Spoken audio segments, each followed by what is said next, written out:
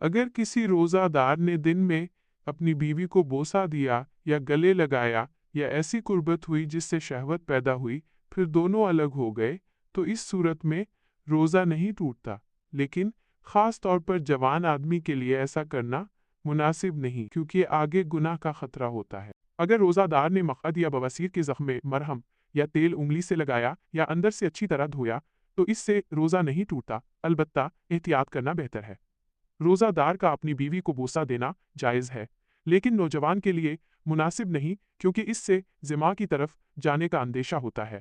خاص طور پر ایسی مباشرت سے بچیں جس میں شرمگاہیں بغیر کسی رکاوٹ کے ملے۔ اگر دخول یعنی ہم بستری ہو جائے تو روزہ ٹوٹ جاتا ہے اور کفارہ لازم آتا ہے۔ اگر کوئی شخص ہاتھ سے منی نکالے تو روزہ ٹوٹ جاتا ہے اور قضا لازم ہوتی ہے۔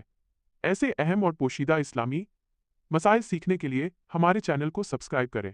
اگر کسی مسئلے کا حوالہ چاہیے ہو تو کامنٹ میں ضرور لکھیں۔